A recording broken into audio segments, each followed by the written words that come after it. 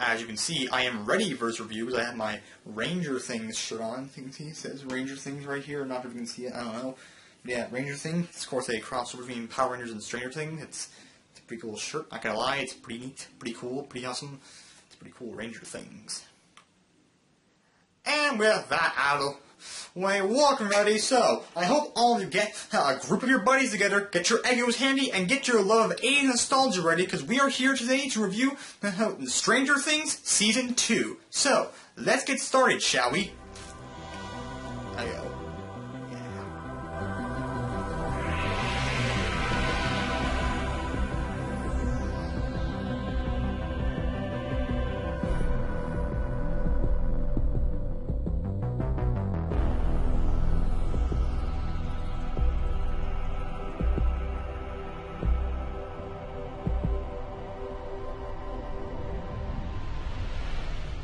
We waited a whole year for the second season to drop on Netflix on October 27th. And there was a lot of hype going to the second season, a lot. And was this hype really worth it? Was all the hype and anticipation for the second season really worth it? Well, I can safely say it definitely was. Stranger Things Season 2 is an absolute freaking blast. In my personal opinion, I think it tops the first season complete, because it broadens the characters, it broadens the mythos, but there's way more intense action sequences happening. It's such a really good season, and just Netflix knows, and Duffer Brothers, they know what they're doing with this show. It's really good. But, yeah, let's get into the actual review. So it's been a year now since the events of the last season, which took place in 1983. This time is now taking place in 1984, around October, November, stuff like that. Will's now finally freed from the Upside Down, which he was stuck in all of last season, but he's not completely freed yet. Now, he is back in the normal world now, but he's not completely free. So basically, he has these things in the show they call now memories, and these now memories are basically where he'll have memory flash where he'll go to the Upside Down. He won't physically go there, but his mind will send him to the Upside Down, and there's this big looming shadow creature that's stalking him throughout the whole season and stuff. And the shadow creature basically our new big threat for the show. And someone the shadow creature will actually get Will and capture him and take control of his body, basically, and just chaos ensues after that, basically. 11 is back, who was presumed dead after the last season. Of course, she wasn't dead. We learned that basically after killing the Demogorgon, she got sent to the Upside Down stuff. And she's not in there for long. I'd say maybe a good minute or 2 minutes she's in there, at least, something like that. It's a good 2 minutes or 3 minutes, something like that. She's not in it that long. And they show her she's there, then she finds a portal to get out of there, and she gets out, and she's free, and she's back in our world. But of course, she goes to try and tell Mike that she's fine and safe, but the government people are at their house telling Mike that they can't. Mike is telling them they can't tell anything about what happened in the past couple of days or weeks, or not weeks, days. What I mean, and so they can't tell anything about it. So now Eleven is sort of not on the run, but she's just sort of just hiding out in the woods, trying to just rough it and stuff. And then she comes across Hopper's little food stash he's been leaving her, hoping she comes back. Finally, Hopper does find her and takes her to this nice little cabin he has in the woods, and makes it her new home, and helps her live, makes her food, teaches her some stuff about the world and stuff, and basically becomes a new dad for her. We also have 4 new cast members joining the season this year. These 4 new cast members are Sadie Sink as Max, Sean Astin as Bob Newby, Zachary Montgomery as Billy, and Paul Reiser or whatever as Dr. Sam Owens. Oh yeah, almost forgot the plot almost. How could I forget the plot? I didn't forget the plot, I was kidding. But yeah, of course, the plot this season looked... What happened there? The plot this season, basically, is, like I said, the shadow creature is the big new looming threat, and controlling these Demogorgon-type creatures. They're not full-grown Demogorgons, they're just different types of Demogorgons that Dustin nicknamed Demodogs. And he basically has an army of them and sending them into the world to just kill and destroy and to help him take over and stuff. And he's using Will's body to also help him take over. He's using Will's body as a passenger, not passenger, a conduit. What's the correct word I'm looking for? He uses Will's body as basically a source to be in the world to help control his Demodogs and stuff. And so yeah, and they also nicknamed the shadow creature the Mind Flayer, which is a creature from Dungeons and Dragons. The Dungeons and Dragons fan probably know what that is. I don't play Dungeons and Dragons, so I don't know. Just know his name is the Mind Flayer and stuff like that. So yeah. But of course, our cast of teenagers, kids, and adults must stop this invasion and before it starts, which is really cool. And of course, they were successful in the process. now, after quickly brushing over the main stuff that happens this season, then time to actually go into a bit more detail about the season, what I actually personally think of it overall. And like I said, I think it's way better than the first night. The first season is also really great, but I personally like this season. It's better. I think it's better than the first season. So yeah, but going into more detail about stuff that happens in the show. So yeah, anyways. Let's first talk about the returning cast. So, the returning cast they're always great. The kid actors in the show are always great. They're great actors. Finn Wolfhard, Millie Bobby Brown, Gaten Mazarat, so Caleb McLaughlin, and Noah Schnapp. They're all great kid actors. They all have some really great talent. And also, in between the last season, the actors have grown up and matured a little bit, and like you can really tell for their voices and their like the age appearance. But they like a bit more older now. And they're really great, and their performances really shine in this season. They're, like, really great. But then, of course, there's some teenage actors. There's Charlie Heaton, who plays Jonathan, Natalie Dyer plays Nancy Wheeler, Joe Keery, who plays Steve Harrington. They're all really great in this season as well. We finally have Nancy and Jonathan getting into a relationship, which was really great. And Steve in this season, freaking amazing, his character now. Like, seriously, of course, last season he was a dick. He wasn't like, he was not completely bad, but still, he was a dick last season. By the end of the season, he does, like, learn his ways and does help out how to try and kill the Demogorgon and stuff, but he does learn his ways and become a good character. This season, his character arc's amazing. Like, he goes, like, from last season, he went from being just a bit of a dick to start not becoming a dick to now being good. This season becomes just full-blown, awesome, cool, super, really cool person to do cool things with. Ah, jeez. But yeah, he's such a badass now. He helps out Dustin with like trying to track down his pet Darch, which was a baby Demogorgon or Demodog, which he didn't know. But now he has Steve helping him out, track him down. Then again, Lucas and like Max also to help him out. So like, but Steve is really cool. Such a badass character now. He's really helpful. He doesn't have a pissy fit about how now Nancy started having a thing with Dane. I'm blanking out right now. He's not like going into a pissy fit now when he learns that Nancy and Jonathan are sort of dating now, but he's very cool about it because like he loves her, but he knows Nancy doesn't really love her, and he respects that. He understands that, and like just wants to be happy and stuff. So yeah, and like just overall, he becomes a really great character in the season. He's like one of the best. And it's like one of the standouts this season. Definitely, he was really great. As for stuff with Eleven and Hopper, and they're really great. I really like seeing this now father-daughter connection to them. How it's really nice seeing Hopper a bit more in a happy state, because of course like his daughter Sarah, we learned died a couple of years back, and like Eleven's now sort of his new daughter. He wants to be a better father. He wants to try and be more of a father, not a better father. I'm not sure what I'm talking about. He wants to be a father again, and with 11, and try and give her a family which she never had really. So yeah, and like.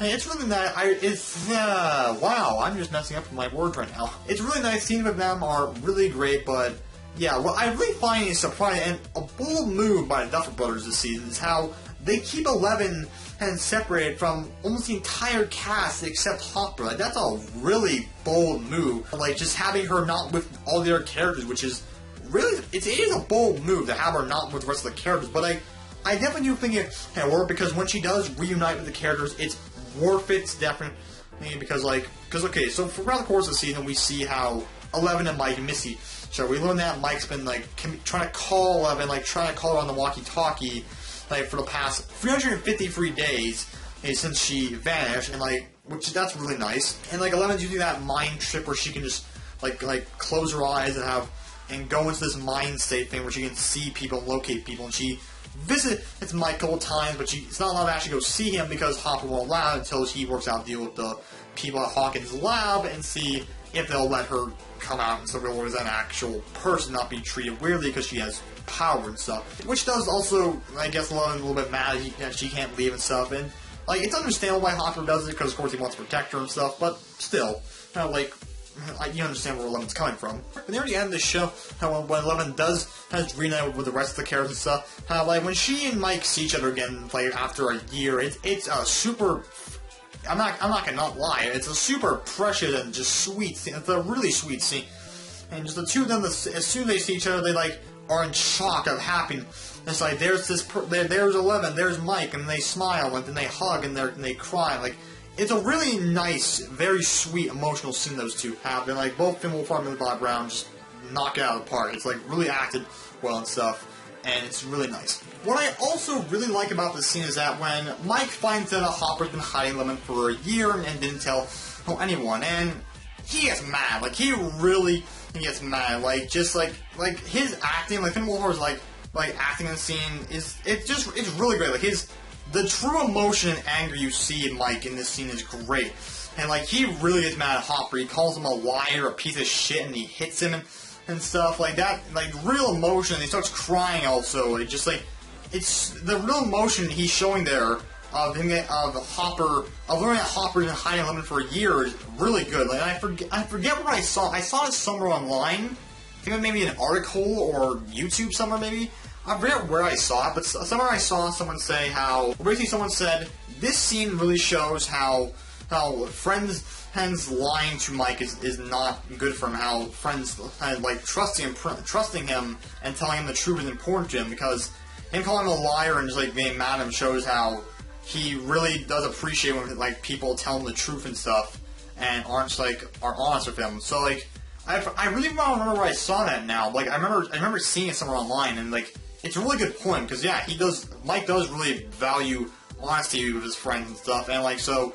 And like Hopper lying to him about that, yeah, that does get him mad and like angry at Hopper. But like him and Hopper are cool though. It's not like he like hates his guts completely now, but still they're cool now.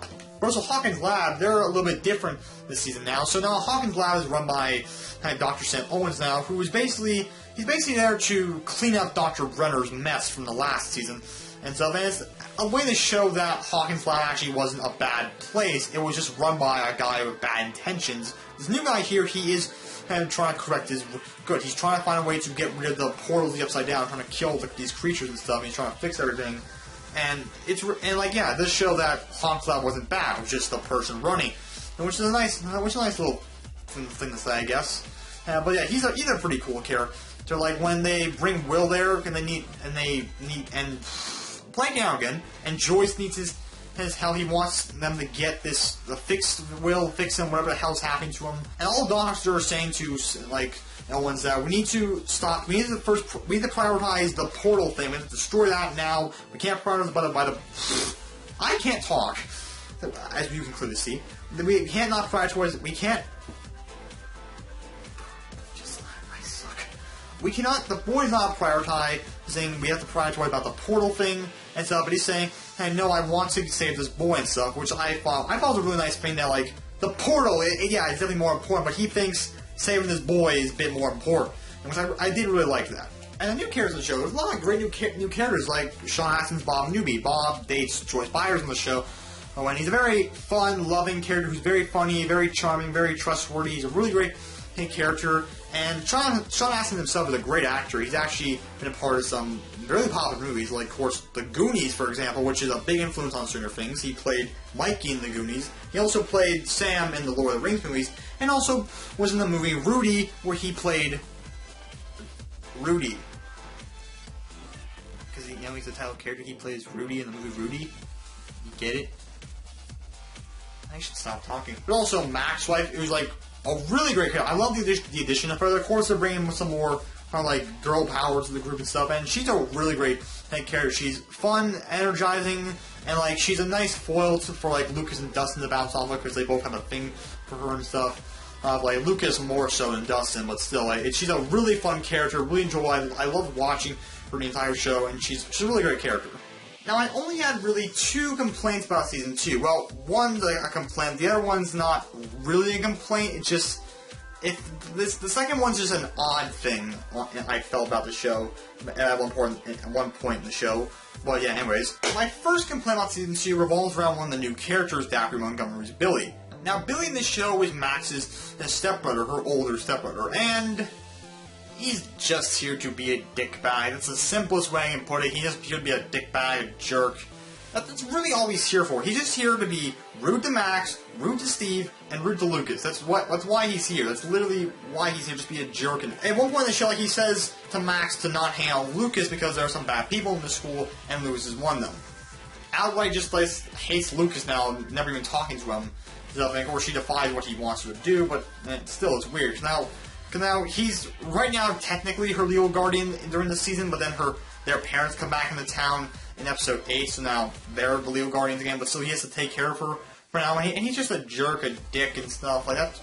He just should be an ass the entire time. Like there's he has no real character growth. He has no character growth at all. He's just there, like I said, he's there to be a jerk. There's no character growth he has. He doesn't really tie in or fall into any real big way in the story at all. Like, he doesn't fit into the story really. He's just there, kind of. Like I said, just there to be a jerk. I made this pretty clear, but he doesn't connect to anything in the story. Yeah, he's kind of random. So, yeah. Now for my second complaint of Season 2. Now this one, like I said, it's not a complaint or a problem. It's just something that felt weird just in the show, really. And that's really what it was. So basically in Chapter 7, called The Lost Sister, where Eleven learned the previous chapter from her mom that she has a sister. Well, not a biological sister, just a person she considers her sister because she was at Hawkins' lab with her around the same time. She was there being experimented on also. So she also has powers. Her name is Callie. She was listed as number 8, and we saw at the beginning of the season causing some trouble. And so she was in the beginning of the first episode of Season 2. And so Eleven goes off to find her and stuff, and she does. She finds Callie and a group of friends she has, and they're not good people. Basically, what they do is that they hunt down the bad people. They hunt down the people who's hurt them, who's treated them badly. They hunt down the people who's treated Callie badly, who's hurt her or hurt her friends.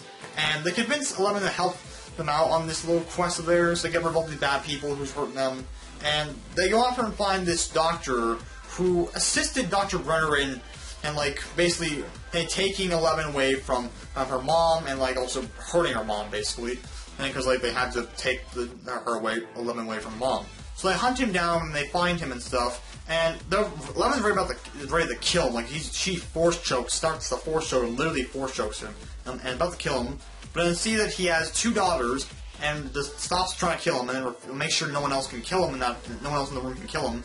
And which I thought that was a really nice scene, because it shows that even though this man hurt her mother and helped take her away from her mom, she won't kill him because he also has a family, and didn't want to ruin those 2 girls' families. So I really like that scene. That was a really nice thing to have there, and stuff like that. And of course afterwards, they go back to the little hideout, and Callie makes Eleven see a vision of Dr. Brenner, which freaks her out and yells to get out of her head and stuff. Also earlier on in the episode, Callie helps train Eleven to be better of her powers, tell her to maybe channel your anger a little bit with using her powers and stuff like that. Also in the episode, Eleven uses her mind ability again to see that Hopper and Mike at Hawkins' lab and sees that there's trouble happening and they're probably in danger.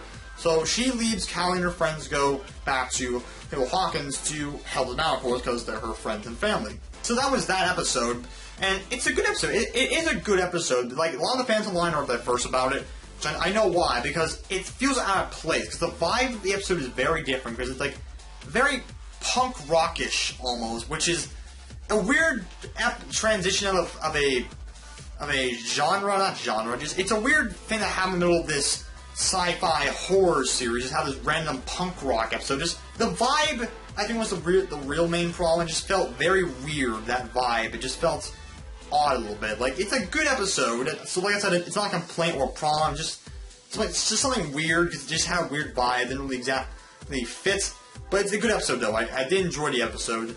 So, yeah, but that's all my problems I have with Season 2. Also, can we all admit that nobody's gonna start calling Eleven Jane? I mean, really, no one's gonna start calling her that.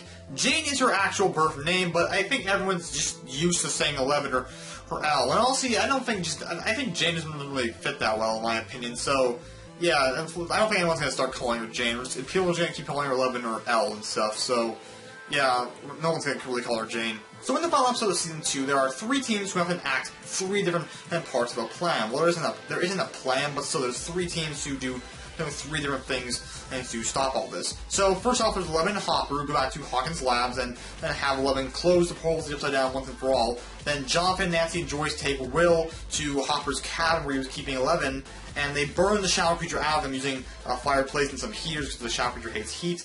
They burn him out of him, and they finally free Will. And then Mike, Dustin, Lucas, Max, and Steve, they go back down to these cat mine system, this tunnel system underneath Hawkins. It's been there for a while now.